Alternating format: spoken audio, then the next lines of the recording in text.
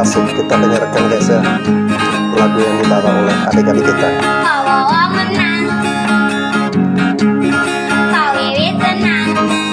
Asik. Politik dinasti terlihat terang, putusan MK seperti curang, seakan sudah dirancang. Wow. Siapa jadi pemenang? Janji kampanye mungkin akan ditepati. Makan gratis, apa itu cuma mimpi? Cuma mimpi. Suara sudah ditukar bansos Pak Wiwi. Wow, berani banget guys ya. Makan gratis, dana dari mana lagi? Oh, ini tahu. Pak Wiwi, kami cuma nyanyi, tapi jangan dilapori. Pak polisi datang lagi, kami sudah satu kali didatangi Pak polisi. Oh, sudah satu kali didatangi polisi. Gara-gara lagu kami menyambut nama Pak Wiwi. Janji kampanye mungkin akan ditepati. Asik. Makan gratis, apa itu cuma mimpi? Suara sudah ditukar bansos Pak Wiwi. Bansos Pak Wiwi. Makan gratis, dana dari mana lagi? Pak Wo menang, Pak Wiwi senang. Politik dinasti terlihat terang, putusan MK seperti curang, seakan sudah dirancang. Siapa jadi pemenang? Janji kampanye mungkin akan ditepati. Makan gratis, apa itu cuma mimpi? Suara sudah ditukar bansos Pak Wiwi. Makan gratis, dana dari mana lagi? Wow, luar biasa keren ya. Sangat berani sekali ya adik-adik ini menyanyikan lagu dengan syair yang seperti ini guys ya. Saya sangat salut dengan keberanian mereka. Mereka mengkritisi lewat lagu guys ya. Ada bansos Pak Wiwi ya. Pak Wowo menang, Pak Wiwi senang ya. Ada putusan MK ya, dana ngutang dan sebagainya. Lalu kemudian makan gratis cuma mimpi. Ya memang betul, makan gratis sekarang guys ya, itu hanya mimpi ya, mimpi kosong. Karena sudah tidak ada lagi makan gratis ya. Nah itu teman-teman bisa ya, kalian sudah pastilah mendengarkan informasi di mana beberapa hari yang lalu Pak Prabowo dengan tegas menyatakan bahwa dia meralat ucapan atau janji kampanyenya ya. Jadi tidak ada istilah makan siang gratis, itu sudah tidak ada ya. Diganti dengan makan bergizi ya.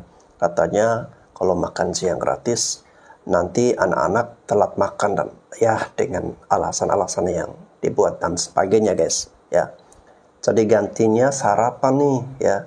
Entah nanti bubur ayam dengan suwiran-suwiran daging ayam yang ala kadarnya, nggak apa-apa, yang penting intinya bisa makan ya, itu yang bergizi.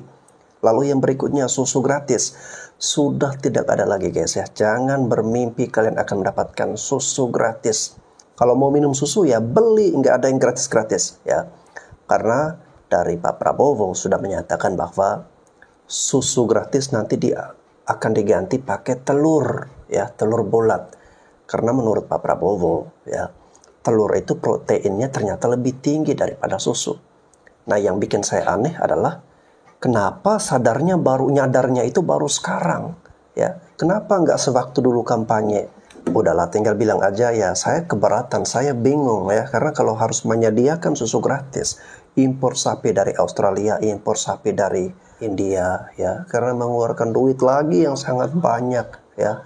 Mana lagi harus ada bikin peternakannya ya, bikin usaha untuk memerah sapi-sapi, sewa banyak orang, dan itu nggak mudah, ribet ya.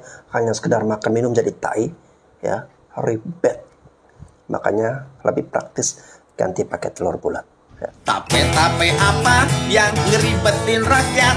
Namanya tapera, tabungan perumahan rakyat. Namanya tabungan, tapi diwajibin. Kalau ada lebihan, pasti ada yang nikmatin. Kolektif uang berkedok tabungan, uang diputar cari keuntungan. Untung berapa dirahasiakan, yang penting punya objekan. Tapera, tabungan perumahan rakyat, itulah namanya. Tapi kalau saya lihat ya, ini semacam pemerintah itu mengumpulkan uang atau kolektif uang dari masyarakat atau dari rakyat, untuk kemudian uangnya tersebut diputar untuk mencari keuntungan, atau ya diinvestasikan dalam istilah yang lain ya gitu. Katanya nih, masyarakat atau orang yang ikut dalam program Tapera ini, ketika nanti ada tenggat waktu tertentu, uang tersebut dapat diambil kembali berikut dengan keuntungannya. Nah, ini berarti kan tabungan tersebut adalah tabungan investasi begitu. Tapi ya tolong diberikan penjelasan sejelas-jelasnya kepada masyarakat.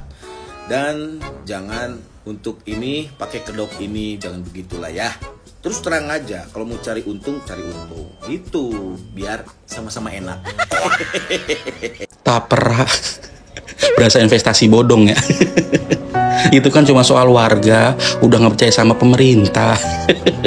Padahal bagus loh.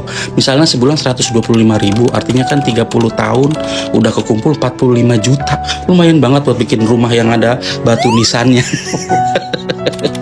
Lu bayangin nanti umur lu 70 tahun, lu bersama sesepuh lainnya tuh ngumpul tuh di Tapera, demo.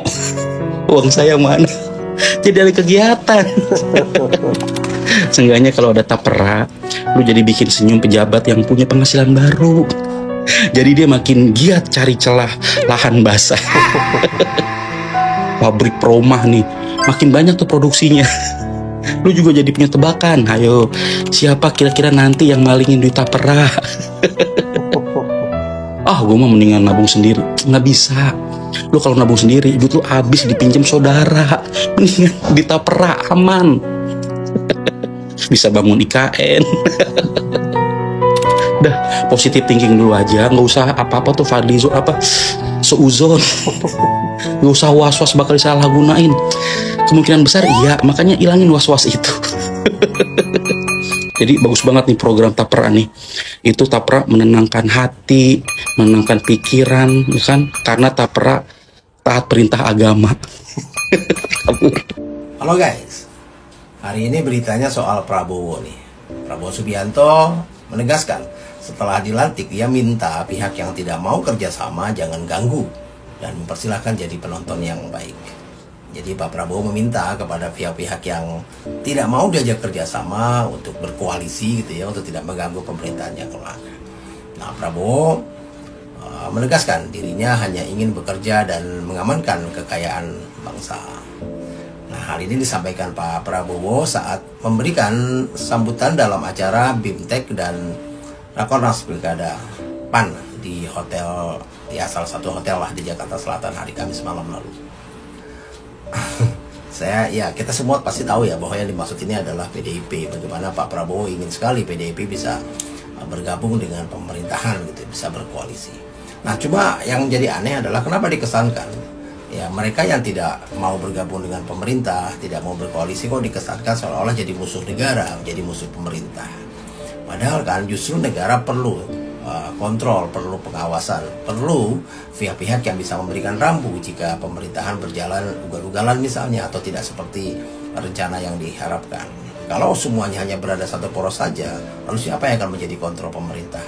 Yang ada jangan-jangan nanti negara hanya menjadi ya area bancakan saja. Yang penting semuanya kebagian, aman-aman saja, tidak peduli masa depan rakyat ke depannya. Nah, apalagi soal presidential club gitu yang akan dibangun Pak Prabowo rencananya gitu. Saya rasa ini juga rencana yang sangat mustahil. Karena kalau kita lihat dari tahun 2001 ya, SBY ini kan diangkat oleh Presiden Megawati menjadi salah satu anggota kabinetnya ya. SBY ditugasi memimpin Kementerian Koordinator Bidang Politik dan Keamanan kala itu. Nah kala itu SBY lumayan loyal lah kepada Megawati. Nggak ada yang menduga juga bahwa jalan mereka akan berbeda pada akhirnya. Bahkan jadi legenda seteru abadi di dunia politik Indonesia. Nah padahal SBY ini sudah seperti anak pungut bagi Megawati karena telah diangkat menjadi menteri. Nah manuver SBY ini lumayan cerdik lah. Dia diam-diam membentuk kekuatan politik jauh sebelum Pilpres 2004. Nah bahkan di rapat kabinet gak pernah tuh SBY mengaku akan ikut dalam kontestasi Pilpres 2004 gitu. Apalagi sampai melawan petahana Ibu Mega yang pasti akan maju gitu. Nah tapi justru SBY bahkan mengambil Yusuf Kala, Menko Kesra kala itu sebagai wakilnya untuk menghabisi Megawati. Dan hasilnya SBY jika menang, Bu Megawati kalah. Lalu SBY melenggang mulus ke istana dengan partai barunya Demokrat. Nah tahun 2023, Bu Mega ini juga kembali dikhianati. Kali ini oleh Jokowi dengan tidak mendukung Ganjar Pranowo karena terlanjur menyodorkan anaknya Gibran Rakabuming Raka kepada Pak Prabowo ini. Nah, padahal Ibu Mega kurang berkorban apa buat SBY dan Jokowi. Jokowi bahkan bagi anak pungut yang ditemukan di pinggiran jalan, di kubangan, diambil, dididik, lalu dibesarkan seolah-olah seperti anak kandung sendiri. Sehingga menjadi orang nomor satu di Republik ini. Nah, apa yang ingin saya sampaikan adalah bahwa politik ini selalu penuh dengan pengkhianatan. Tidak ada yang abadi dalam politik, kecuali kepentingan serta usaha mencari oportunitas. Jadi bukan tidak mungkin juga Jokowi akan dikhianati oleh Prabowo atau sebaliknya ya, baik dengan cara kasar ataupun halus. Nah, dan ingat, Prabowo adalah orang yang sangat ambisius dan akan kekuasaan. Darah penguasa ini mengalir kental di dalam tubuh Prabowo hingga ambisinya pun dikejar terus hingga akhir hidupnya seperti sekarang ini, di sisa hidupnya. Nah ayahnya dulu Sumitro pernah ambil bagian dalam pemberontakan kepada negara dengan PRRI. Nah mertuanya Soeharto pernah melakukan kudeta bawah tanah kepada Soekarno dengan dalih super smart. Nah mimpi menjadi presiden sekarang sudah terwujud nih. Nah tapi posisinya masih dilema Pak Prabowo ini. Prabowo ingin menjalin hubungan dengan PDIP dan Bu Mega, tapi sadar ada Jokowi di sisinya, di sisi Pak Prabowo nih. Rasanya agak berat bagi Prabowo untuk mengembalikan hubungan mereka, kecuali jika terjadi sesuatu hal yang luar biasa. Nah, Pak Prabowo ini berharap besar kepada PDIP karena partai inilah pemenang pemilu. Ya, pengaruhnya pasti sangat kuat bagi perpolitikan negeri ini. Nah, Prabowo juga pasti risih lah dengan keadaan belakangan ini di mana Jokowi seolah-olah begitu mencampuri urusan kabinet Pak Prabowo ini. Ya, salah. Saya juga tidak paham apa yang terjadi, deal-deal apa antara Prabowo dan Jokowi di belakang. Yang jelas tidak mungkin ada dua matahari kembar di negara ini. Cuma yang menurut saya statement Pak Prabowo dengan mengesankan seolah-olah yang tidak mendukung pemerintah, yang tidak berkoalisi ini, artinya tidak mencintai negeri ini justru sangat berbahaya. Karena justru mengesankan pemerintahan ke depan akan ya berbau otoritarian. Salam. Oke guys ya, saya sebenarnya tidak ingin ya kalau membahas atau mereaksi ke hal-hal yang sifatnya politik yang terlalu mendalam ya. Musuh-musuhan dalam berpolitik lah. Ibu Mega dulu pernah bersahabat atau dekat dengan Pak SBY, lalu kemudian berkhianat. Nah sekarang Pak Jokowi ya, Pak Anies mengkhianati Pak Prabowo, mengkhianati Pak SBY dan sebagainya saling berkhianat satu sama lain, itu bagi saya nggak penting ya. Pejabat-pejabat ya, tokoh-tokoh di negeri kita ini mau saling mengkhianati, itu nggak penting, itu urusan kalian ya. Karena memang dalam politik kita sudah melihat dinamika yang terjadi memang seperti itu, selalu ada sikut-sikutan, selalu ada musuh-musuhan, dan semuanya mencari kepentingan atau oportunis guys ya. Tapi intinya ya, negara kita ini berkembang, maju, rakyatnya bahagia, rakyatnya tidak stres ya, dibuatkan aturan-aturan yang pro rakyat, bukan penguasa ya. Saya berikan contoh seperti Tapera ini, yang banyak masyarakat yang bereaksi ini membebankan rakyat karena sudah dipotong pajak, jaminan sosial, tunjangan hari tua dan sebagainya, tambah lagi dengan Tapera. Jadi potongannya banyak nih, belum PPN kalau kita belanja barang di Indonesia ini selalu dikenakan PPN ya. Nah, ini kelanjutan pembahasan soal iuran Tapera kemarin ya. Ya, kemarin kan saya bilang bahwa skema iuran Tapera ini nggak masuk akal. Dari jumlah potongan dan harga reality, harga rumah subsidi itu nggak sesuai. Nah, sekarang ada faktor tambahan lagi yang membuat iuran Tapera ini justru menjadi beban. Yang pertama itu skema iuran Tapera yang kemarin saya bilang nggak realistis. Kenapa nggak realistis? Karena tabungan yang dipotong dan jumlah jangka waktu tabungan itu nggak sesuai dengan harga perumahan saat ini. Ditambah lagi skema pencairan dari iuran Tapera ini nggak dijelaskan bagaimana cara skema pencairannya. Tapi justru skema pencairan ini berbelit dan lebih terkesan tidak bisa dicairkan. Ada buktinya nih. Nah, ada komennya nih. Yang kedua, pemerintah baru-baru saja mengeluarkan informasi besaran gaji yang akan diterima oleh pejabat-pejabat yang mengisi BP Tapera. Gaji yang paling tinggi itu sebesar 43 juta. Ini untuk komite profesional. Di bawahnya lagi itu gajinya 32 juta untuk komite biasa. Di bawahnya lagi ada gaji 29 juta. Bayangkan. Nah, untuk profesional, tenaga profesional, selain mendapatkan gaji 43,5 juta, itu juga mendapatkan tunjangan, sekaligus 40% insentif. Bayangkan. Sedangkan kalian tahu nggak, gaji 43 juta itu setara dengan tabungan berapa tahun? 43 juta itu setara dengan tabungan pegawai swasta yang gajinya 6 juta, yang nabung selama 20 tahun. Bayangin aja lah. Gaji pejabat Tapera dengan tabungan rakyat itu lebih gede gaji para pejabatnya, jumlahnya lebih banyak gaji para pejabatnya. Terus tujuan kita menabung itu untuk apa? Untuk menggaji para pejabat negara itu yang mengurusi BP Tapera. Kita nabung selama puluhan tahun, ternyata tabungan kita selama puluhan tahun itu setara dengan gaji 1 bulan pejabat BP Tapera. Bayangin aja lah. Dilihat dari jumlah besaran gaji pejabat Tapera ini udah kelihatan kok. Tabungan perumahan rakyat ini uangnya bakalan habis. Bukan habis untuk merealisasikan tujuan tabungan, bukan ya. Tapi habis untuk menggaji para pejabatnya. Bayangin aja lah, gaji pokoknya aja sebesar itu belum insentif, belum berbagai tunjangannya. Bayangin coba. Tapi kalau kita memutuskan untuk tidak ikut Tapera ini, kita disanksi oleh pemerintah. Yang pertama sanksi peringatan, yang kedua sanksi administrasi. Kita disanksi administrasi, didenda 0,1%. Bayangin coba. Kita ikut rugi, kalau kita nggak ikut didenda setiap bulan. Boncos nggak tuh?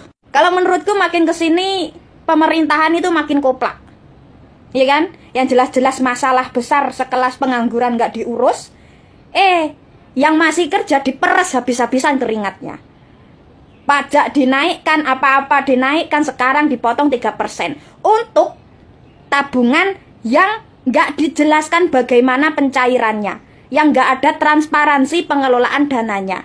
Yang sudah punya rumah, kenapa juga kemudian diwajibkan dan apa manfaatnya? Pertumbuhan demand setiap tahun, ini data statistik juga, 700.000 sampai 800.000 keluarga baru yang belum punya rumah. Jadi kalau hanya mengandalkan pemerintah saja, nggak akan ngejar sampai kapan backlognya mau selesai. Ya. Makanya perlu ada grand design dengan melibat sertakan masyarakat untuk bersama-sama pemerintah bareng-bareng ini. Dan konsepnya bukan iuran, nabung. Konsepnya adalah nabung. Yang sudah punya rumah, ya dari hasil pemungutan tabungannya, sebagian digunakan untuk mensubsidi biaya KPR bagi yang belum punya rumah. Ya tadi prinsip gotong royong di undang-undangnya itu. Pemerintah, masyarakat, yang punya rumah, bantu yang belum punya rumah. Aduh Pak ngomongnya empuk bener kayak nggak ada beban. Kita langsung hitung-hitungan realitanya aja lah ya Pak ya. Ambil contoh gaji 5 juta. Kalau kita nabung di Tapera selama setahun cuma dapat 1,5 juta. Kalau nabung 20 tahun cuma dapat 30 juta. Kalau nabung selama 50 tahun cuma dapat 75 juta. Nah yang jadi pertanyaan, 20 tahun lagi emang rumah model apa yang harganya 30 juta? Hah? Emang ada 20 tahun lagi rumah itu harganya 30 juta? Hah? Udah pasti nggak ada Pak. Sedangkan 20 tahun lagi harga rumah, harga tanah itu udah pasti naik 2-5 kali lipat. Terus kalau kita pinjem uang dari Tapera untuk pembiayaan KPR kita dikenai bunga 5%. Sedangkan KPR sendiri aja untuk tenor di atas 12 tahun itu bunganya sudah 5 sekian persen. Berarti kita menanggung bunga ganda dong Pak. Kalau untuk KPR pakai skema Tapera kita malah dibebani bunga ganda. Ya mending kita nggak ikut Tapera Pak. Katanya Tapera itu sistemnya gotong royong. Kenapa malah jadi kerja paksa, kerja romusa gini Pak? Mbak kalau kamu nggak punya uang nggak usah ikutan juga nggak apa-apa. Ribet. Nggak usah diingetin saya itu nggak akan ikut iuran Tapera.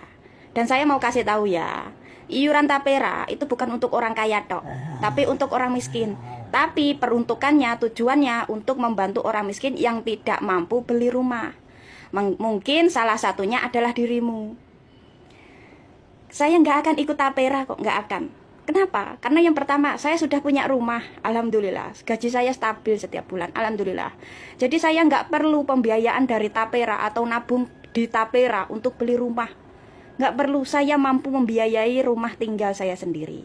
Yang kedua, kenapa saya nggak ikut? Karena saya nggak mau kalau saya ikut iuran tabungan saya jadi ladang korupsi para pejabat. Yang ketiga, saya juga nggak ikhlas, saya nggak ridho uang tabungan saya dipakai untuk membantu orang yang pemikirannya kayak sampeyan. Saya nggak ikhlas. Saya lebih ikhlas didenda administrasi oleh pemerintah 0,1% dari pemerintah setiap bulan daripada saya harus nabung tabungan bodong kayak Tapera. 0,1% dari gaji saya itu kira-kira cuma 10.000. Ora apa-apa aku didenda 10.000 setiap bulan. Hitung-hitung itu uang parkir. Daripada nasib tabungan saya itu seperti ini, aku ya mau. Dari contoh ini aja, ini nih. Ini jadi bukti kok. Karena seperti pengalaman yang udah-udah, uang rakyat yang dikelola pemerintah itu sudah pasti berakhiran di korupsi. Jadi ladang bancaan pejabat-pejabat yang serakah. Seperti Jiwasraya, Asabri, Bumi Putra, PT Taspen. Uangnya itu kemana? Udah pasti digarong oleh pejabat yang serakah. Nah, kenapa saya sekarang itu mengkritik? Saya ingin mengedukasi orang-orang di luar sana. Saya ingin membuat mereka itu menimbang apakah perlu menabung di Tapera, apakah menguntungkan menabung di Tapera. Begitu, ya. Lagi pula, mengkritik itu hak saya sebagai warga negara Indonesia. Dan kritikan saya itu dilindungi oleh undang-undang. Kalau kupingmu, telingamu itu terasa berisik karena suara saya, ya nggak apa-apa, itu kan kupingmu, bukan kupingku, ya kan? Tombol blok itu ada kok, kenapa nggak dipakai? Oke guys, saya bingung dengan program Tapera ini, ya katanya ini bentuk tabungan, tapi pelaksanaannya itu seperti memaksa, ya wajib gitu ya. Karena dibuktikan nih ya, bagi yang tidak mau ikut program atau tidak membayar Tapera ini, akan ada sanksi administratifnya, akan ada denda 0, berapa persen tadi ya. Dan ini jelas ya, mau tidak mau ya, semuanya harus ikut ya. Dan saya pernah mendengarkan pernyataan ya di salah satu stasiun televisi, ada salah satu orang yang mengatakan seperti ini guys ya, dana untuk militer saja ya, dana untuk militer saja berani dikorupsi, berani di otak-atik, berani untuk diambil, ya, dilenyapkan, apalagi dana untuk rakyat, untuk tapera ini, ya, pasti akan mudah juga untuk diotak-atik, diambil, untuk dikorupsi, ya. Ya mudah-mudahan saja lah guys, ya, itu hanya pemikiran-pemikiran negatif, ya. Mudah-mudahan saja kalau memang toh ini sudah diwajibkan, dilaksanakan, dan sudah dibuatkan aturan dalam undang-undang, ya kita tinggal kawal ke depan, rakyat bisa punya rumah. Akhirnya gaji karyawan bakal dipotong paksa 2,5% buat iuran tabungan perumahan rakyat. Jujur kalau aku kurang setuju sih. Lu kok bisa? Jadi karyawan dan kelas menengah itu, menurutku posisinya emangnya selalu paling kejepit ya. Di satu sisi mereka ini kelompok yang paling banyak bayar pajak secara persentase, tapi di sisi lain, penghasilan mereka dianggap terlalu tinggi buat menerima bantuan pemerintah, seperti Kartu Indonesia Sehat, Kartu Indonesia Pintar, ataupun Bansos. Padahal buat yang gajinya UMR di Jakarta itu tiap bulan mepet banget, dan tambahan potongan wajib 2,5% buat tapera ini, pastinya memberatkan buat mereka. Apalagi kalau ngomongin rumah, nggak semua orang punya planning yang sama ya. Ada yang rumahnya dapat warisan, ada yang lebih suka nyewa, atau ada juga yang udah pasrah, karena rumahnya pasti nggak bakal kebeli. Jadinya kalau gajinya dipotong tiap bulan, dan duitnya baru bisa diambil pas kita pensiun, ya pasti banyak yang keberatan dul. Karena di saat yang sama, gaji mereka juga udah dipotong buat jaminan hari tua BPJS ketenaga kerjaan. Tapi kalau aku pribadi tertarik ikut sih, lumayan pak, karena bisa dapat 20% gratis dari kontribusi kita tiap bulannya. Nah kalau saranku sih program taperanya tetap ada, tapi dikasih pilihan kontribusi misal dari 0 sampai 10%, kalau yang nggak mau ikut bisa pilih 0%, dan buat yang memang niat beli rumah, bisa pilih kontribusinya sampai 10%. Jadinya mirip-mirip sama program 401k atau IRA di Amerika, yang memberikan fleksibilitas kepada masing-masing individu, sesuai dengan perencanaan keuangannya masing-masing. Apalagi kita ini udah dewasa ya, udah nggak umurnya lagi dipaksa-paksa buat nabung.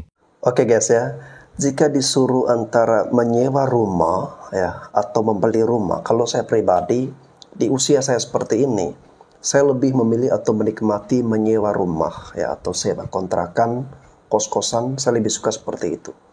Karena ya dengan membeli rumah berarti kita akan stay terus nih di rumah itu. Karena kita menganggap atau merasa memiliki ikatan bahwa itu rumah kita. Lain halnya ketika kita menyewa kontrakan, ya, atau rumah.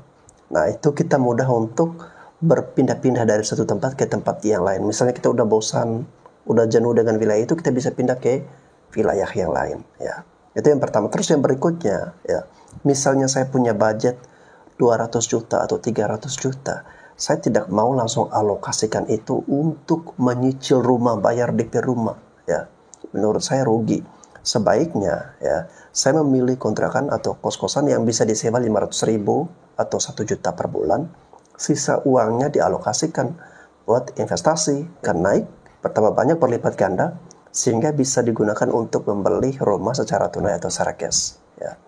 Nah, pemikiran seperti ini saya adopsi dari pemikiran Timothy Ronald, ya.